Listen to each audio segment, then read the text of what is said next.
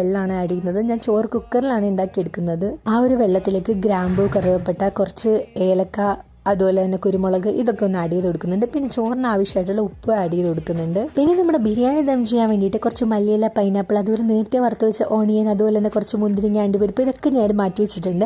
അതിൽ നിന്ന് തന്നെയാണ് ഞാൻ കുറച്ച് ഓണിയൻ എടുത്തിട്ട് ഈ ഒരു വെള്ളത്തിലേക്ക് ആഡ് ചെയ്ത് കൊടുക്കുന്നത്. നിങ്ങൾക്ക് വേണമെങ്കിൽ ആ ഒരു വെള്ളം ആഡ് ചെയ്യുന്നതിന് മുമ്പായിട്ട് സവാള ഒന്ന് വാട്ടിയെടുത്തിട്ട് അതിലേക്ക് വെള്ളം ആഡ് ചെയ്ത് കൊടുക്കാം. നമ്മുടെ അരി അതിലേക്കിട്ട് ഒരൊറ്റ ഫെസിൽ നമ്മുടെ ചോറ് റെഡി ആയിട്ടുണ്ട്. ഞാൻ ഒരൊറ്റ ലെയറിലാണ് ദമ്മ് സെറ്റ് ചെയ്തെടുക്കുന്നത്. അതിൻ്റെ മേളിലേക്ക് കുറച്ച് മഞ്ഞൾപ്പൊടി ആഡ് ചെയ്ത് കൊടുക്കുന്നുണ്ട് ഒരു കളറിന് വേണ്ടിയിട്ട്. പിന്നെ നമ്മൾ വറുത്ത് വെച്ച സവാള, അതുപോലെ തന്നെ മല്ലിയില, പൈനാപ്പിൾ എല്ലാം ഇട്ടിട്ട് ഞാൻ ദമ്മും കൂടെ സെറ്റ് ചെയ്തെടുക്കുന്നുണ്ട്. അപ്പം നമ്മൾ ചിക്കൻ ഫ്രൈ ചെയ്ത് ഉണ്ടാക്കിയെടുത്ത ആ ഒരു മസാലയിൽ ഞാൻ കുറച്ച് അധികം വെള്ളം ആഡ് ചെയ്ത് കൊടുത്തിട്ടുണ്ടായിരുന്നു. കാരണം കുറച്ചധികം നേരം ദമ്മിൽ വെക്കേണ്ടതുകൊണ്ട് അടിയിൽ പിടിക്കാതിരിക്കാൻ വേണ്ടിയിട്ട്.